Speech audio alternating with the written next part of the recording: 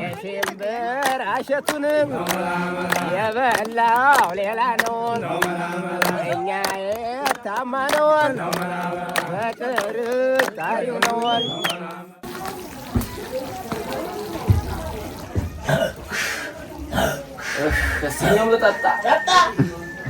እሳት እኮ ያስጠጣል።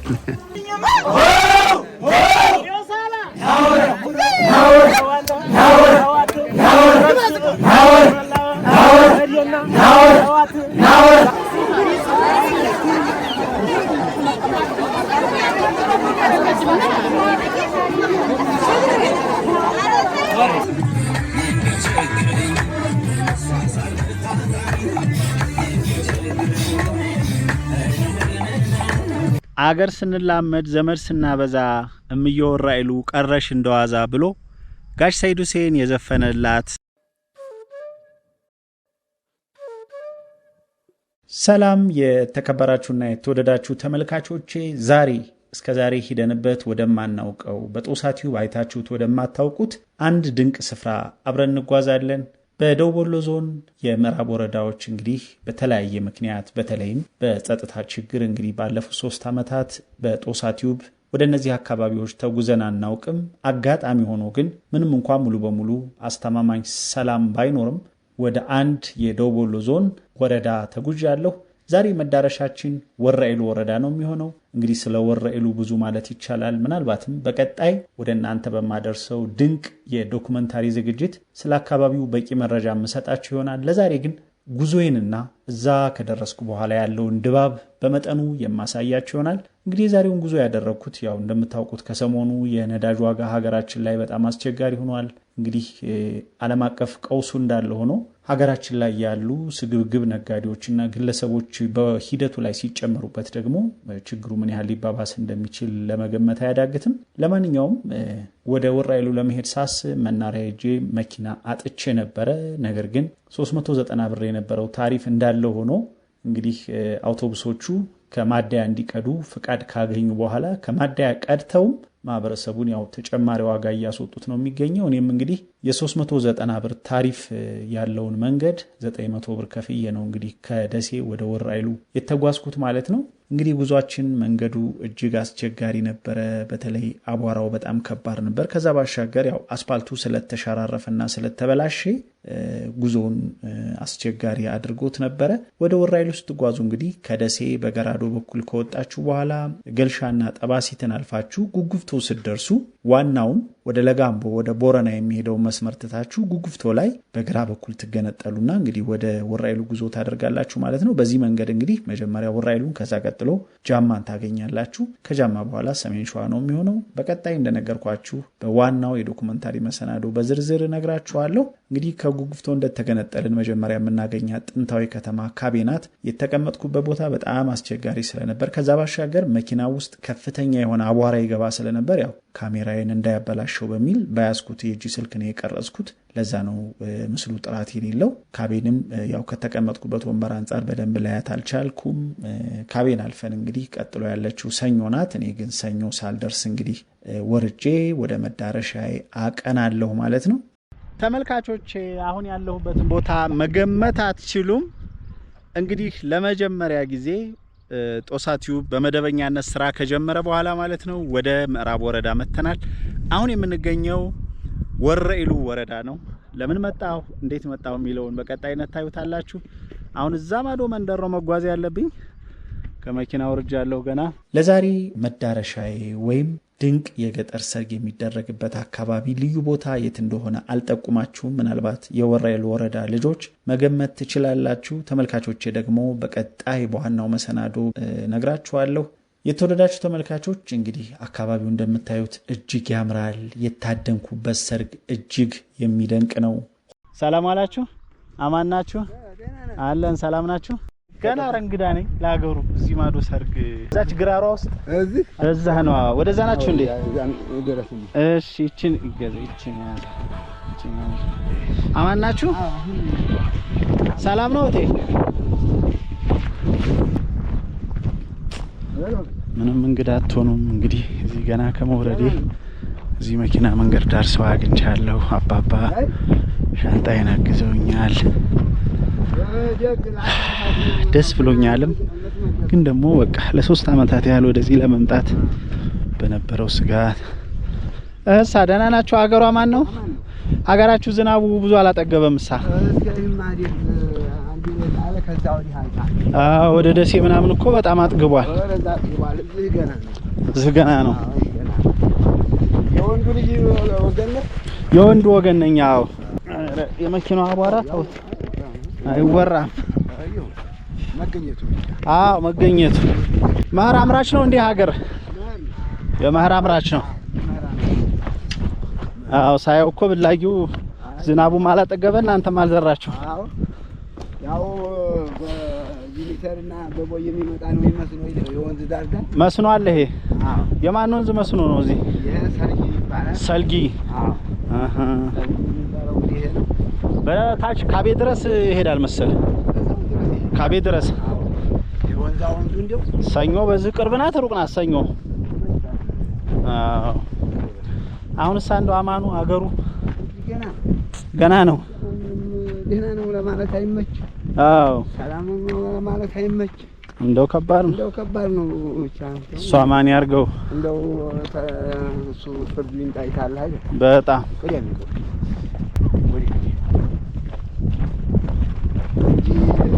ሰላሙ ተሱ ይንጣይ።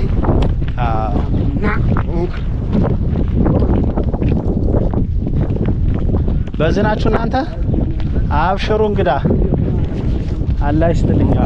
እደውላለሁ ወንዝ ብሏል። እሺ አባዬ እድሜ ይስጥልኝ። እሺ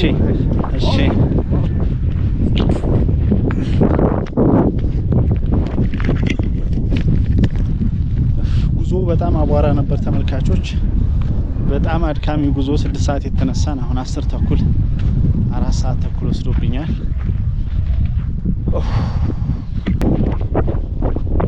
እንግዲህ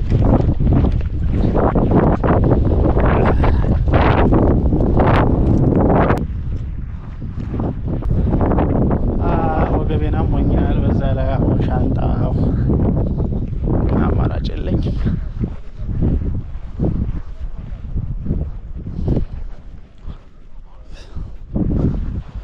እንደምን ዋላችሁ? ሰላም ናችሁ? አለን አልሐምዱሊላህ።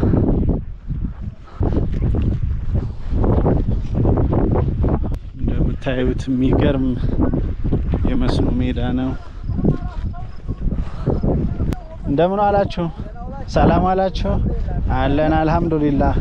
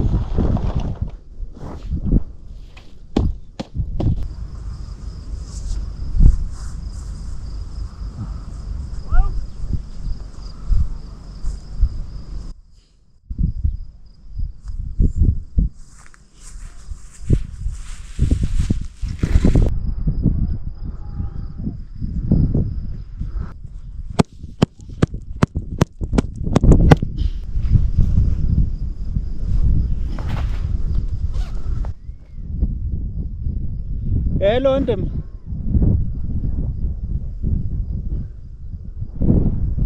አብሽሩ። ችግኝ ማጋ ደርሻለሁ። በእናንተ በታች ያለው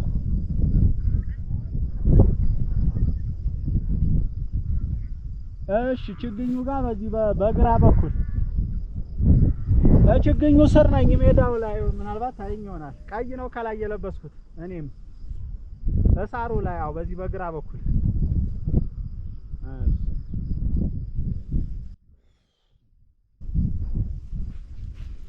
ተመልካቾቼ እንግዲህ ከብዙ ማመንታት ከብዙ ፍርሃት ከብዙ ግራ መጋባት በኋላ ለመጀመሪያ ጊዜ እንግዲህ ለጋምቦ ነበር እመጣለሁ ያልኳችሁ።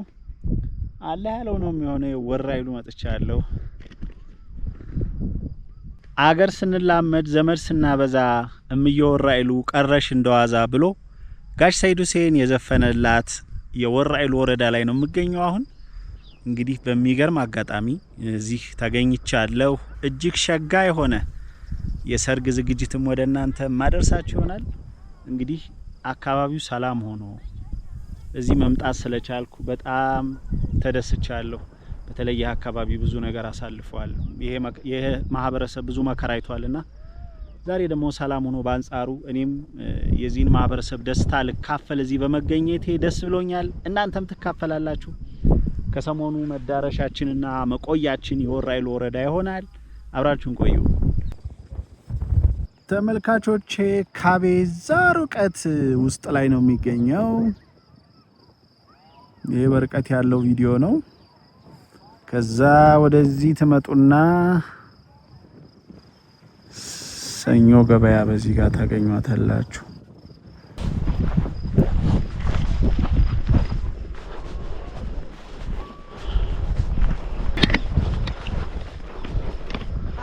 እሺ ሰላም ነው። አረፍ ብዬ ነው ዛቧራም እንትን ብሎ ስለነበረ እንዴት ይላል?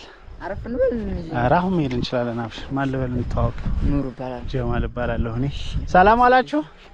አማን ነው አለ። አደከምኳ። ከዛ አቧራ ስለነበረ ዝናብ አልጣለም እዚህ ብዙም። አንድ 15 ቀን ይሆናል ከጣለ። ኦኬ አሁን የዝናብ ነው የዝናብ ነው አይደል? በእንትን ነበር ጫማህን እያወለክ ነበር የምትሻከረው። አሁን ሰሞኑን እንደጣለ እንዴት ይዟችኋል ድግሱ? ድግሱ ምን ይዘና ሽርጉድ። አብሽር ሽርጉድ ሞላ ነገር ዛሬም የሚመጣው ማለት ነው።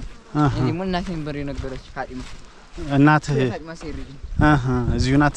እሷ ውጭ ያለችው ናት። ኦኬ እሷ የእሱ እህት ማለት ነው ሞላ። ኦኬ ስለዚህ አንተ እህት ጋር ነው ያወራሁት፣ አንተ እናት ጋር ነው ያወራሁት ማለት ነው። ፋጢማ ትባላለህ? አዎ እናቴ ነው ነግራለች። አዎ እነሱን እንልካለን ምናምን አልያች አንድ እንግዳ ይመጣል ከደሴ አለች። ሞላ ሰው ተቆጥሮ ሌላ ልጅ ነበር እዛ ሰኞ እንድሪስ ነው የሚባለው። እየተደዋወለ ነበረ። እነሱ ጧት ሊመጡ ነው መሰል መኪና ጠፍቶ። እኔም ራሱ አጥቼ ነበረ ከደሴ መኪና አጥቼ በቃ በአጋጣሚ ነው ያገኘሁት። እዛም እኮ ተደሴ አሁን የሚመጣ ነበሩ መኪና ተወፈ እኮ እነሱ አብረን ተደዋውለን በአጋጣሚ ነው የሚያገኘሁት። እና ካድር ይሆን እንዴ? ካድር ነው መሰለኝ። ካድር እነዚህ ነባ ከኮምቦልቻ ተኮምቦልቻ ካድር እና ካድር የሙሽሪት ቤት ሩቅ ነው እዚሁ ሀገር። ለጎረቤት ቆይ እናንተ እዚህ ናችሁ? እኛ ዙን የሱም ዙን እዚሁ ነው ቅርብ ለቅርብ ዲያሱ ይታያል። ቆይ ሳይል እንግዲህማ በተሰበ ሽርጉድ ሀገሩስ እንዴት ነው? ባህል አለ እዚህ? ባህል ማለት ጨቃጨቃል። ባህል ማለት ያው የድሮ ባህል አለ። ዘፈኑ ሆታው ምናምን አሁን በፊትም ባይሆን ከእንትን ውጭ ማለት ነው። ይሄ በቴፕ ምናምን ሳይሆን ብሎ በድምጽ አለ። ለፍጀሌስ የለም ማታማ የምሽት ወጣቱ ለመሰባሰብ ያው የሰርጉ ቀን ነው የሚኖረው። እንግዲህ የሰርጉ ቀንና ነገ አጠባ ስለሆነ ይመጣል። ነገ ጋገራ ነገ ሙሽራ ማጠባ ስለሆነ አጠባ የሚባል አጠባ ማለት ሙሽራ ልብሱ የሚያጥብበት ነው። ለሰርጉ። ስለዚህ ነገ ማታ ሊመጡ ይችላሉ። ነገ ማታ ይፈቀዳል እንጂ እስከዛሬ እንዳልከው የጸጥታ ስጋት ስላለ ካቤ ነው ራቅ የሚላችሁ። ሰኞ ቅርብ ናት በጣም አለ። ካቤን በኩል ወንዝ ለወንዝ ምን ነው ራሷም እንግዲህ አውላውን ኦኬ። ሴቷ በዚህ ነው። ኦኬ ኮዳ ኦኬ። እማዙ ወደ ላይ ያለን መንገድ ችግር የለም ምንም አደርሰናል ወንድም ለመቼ ነው ብሏል መተህ ባታግዘኝ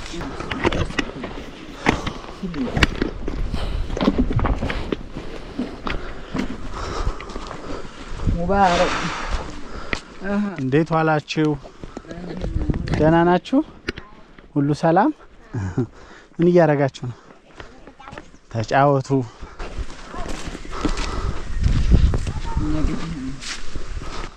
አስተውቃል ሰርግ ያለበት ቀይ ሽሮ ጉዱ ይለያላ የቤተ ዘመዱ ይለያል ጉዱ ለማለት አሁን በደንብ መድከም ይፈልጋል በኋላ የመጣውን በኩራት ለማስተናገድ አሁን ጠብርግፍ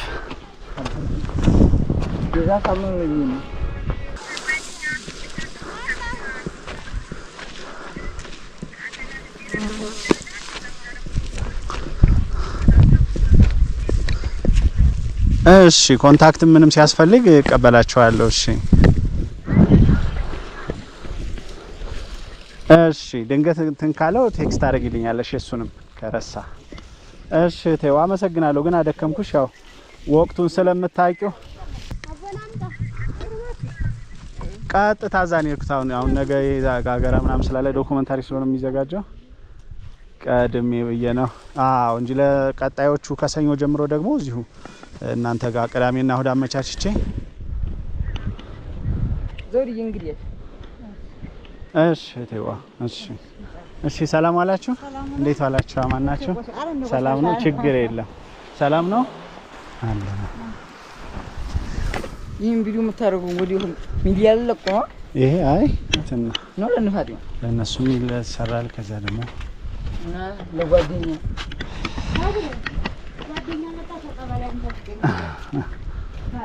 ሰላም ነው እንዴት ዋላችሁ እሺ ወንድሜ አማን ነው እንዴት ነህ ጀማል እባላለሁ እሺ ሰላም ዋላችሁ ሰላም ነው አለን ቁጭ በል ወላና ሰላም በል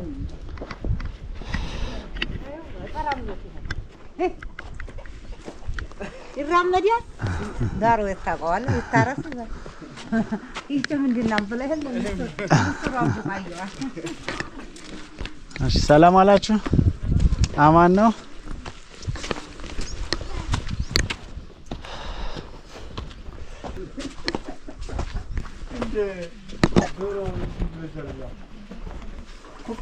ሰላም አላችሁ ኦታና ጭፈራው ድብልቅልቅ ያለበት የህዝብ ማዕበል የተገኘበት ገደብ የለሽ ድግስ የተደገሰበት ድንቅ ባህልና ትውፊት የተንጸባረቀበት እጅግ የሚገርም ሰርግ ላይ ነው የታደምኩት በዚህ አጋጣሚ እዚህ ሰርግ ላይ እንድታደም ጥቆማ የሰጠችኝን የዚህ ቤተሰብ አባል የሆነችውን አረብ ሀገር የምትገኘውን እህቴን ከልብ አመሰግናለሁ አሪያን አዎ አስማማና እንዴ ከሰኛው ለጣጣ እሳት እኮ ያስጠጣል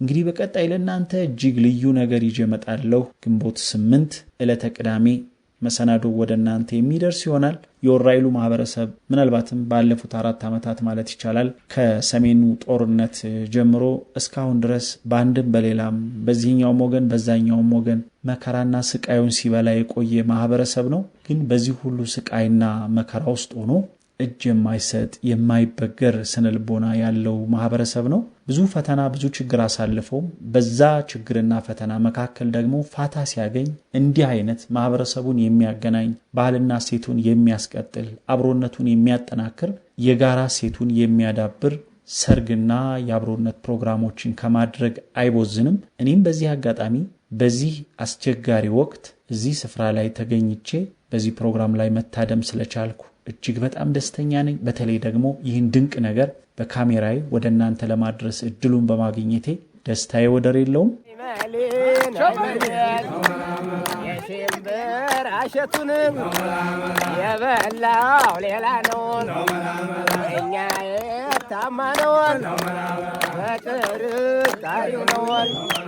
የባለፈውን ጠባሲት ላይ የሰራሁትን አሁን ላይ በጦሳቲው ወደ 1 ሚሊዮን የሚጠጋ እይታ ያገኘውን ድንቅ የገጠር ሰርግ ዶኩመንታሪ ያዘጋጀሁት በወቅቱ በነበረኝ የአይፎን 13 ፕሮ ማክስ ካሜራ ነበረ። በስልክ ነው የቀረጽኩት። ብዙዎቻችሁ እንደውም ካሜራውን ጠይቃችሁ ነበር። ምክንያቱም ጭፈራው፣ ሆታው፣ ዝላዩ በዛ መካከል ስትቀርጽ እንዴት አይወዛወዝም ካሜራው የሚል ነበረ። እንግዲህ ስልክ መመርጥበት ምክንያት ይሄ ነው። አንደኛ ከፍተኛ አቧራ አለ። ሆታ ሲኖር በተለይ አሁን እዚህ ዝናብ አልጣለም፣ ደረቅ ነው አካባቢው፣ ከፍተኛ የሆነ አቧራ አለ። በዚህ ሁኔታ ውስጥ ሌላ ካሜራ መጠቀም በጣም አደገኛ ነው። ሌንሱን በአንድ ጊዜ ነው የሚያበላሸው፣ ከጥቅም ውጭ የሚያደርገው። ስለዚህ ስልክ የተሻለ ነው። በቀላሉ ማጽዳት ትችላላችሁ። ለየትኛውም ሁኔታ ምቹ ነው። ይዛችሁት ብትሮጡ ምን ብትሉ አይወዛወዝም። እና ዛሬ ደግሞ እንግዲህ ያው አቅማችንን በመጠኑ በትንሹ ቢሆን እየተሻሻለ ስለሆነ የ16 ፕሮ ማክስ ካሜራ ነው የምጠቀመው። አሁን ጉዞ ላይ መንገዱ ምናምን ያሳየሁባችሁ ካሜራ የጎፕሮ ካሜራ ስለሆነ ያን ያህል ጥራት የለውም። የዋናውን የዶክመንታሪ ዝግጅት ግን በአይፎን 16 ፕሮ ማክስ ነው የቀረጽኩት። እጅግ በጣም ድንቅ የሆነ ዝግጅት ነው። በቻልኩት መጠን እያንዳንዱ ትዕይንት ሳያልፈኝ ለመቅረጽ ሞክሬያለሁ። እንግዲህ በቀጣይ ቀናት ደግሞ ቁጭ ብዬ የማቀናበሩን ስራ በደንብ ሰራና በብዙ ፈተና ውስጥ፣ በብዙ ችግር ውስጥ፣ በብዙ መከራ ውስጥ እያለፈ ያለው ማህበረሰባችን ምን ያህል ጠንካራ ስነ ልቦና ያለው ድንቅ ህዝብ እንደሆነ የምትረዱበትን፣ በሀገራችሁ፣ በማንነታችሁ፣ በባህላችሁ የምትኮሩበትን እጅግ የሚደንቅ ዝግጅት ይዤ ወደ እናንተ መጣለሁ። ግንቦት 8 ዕለተ ቅዳሜ ከምሽቱ 1 ሰዓት ጠብቁን። ፈጣሪ እዛ ያድርሰን። በተረፈ ለዛሬ አብራችሁ ስለነበራችሁ ከልብ አመሰግናለሁ።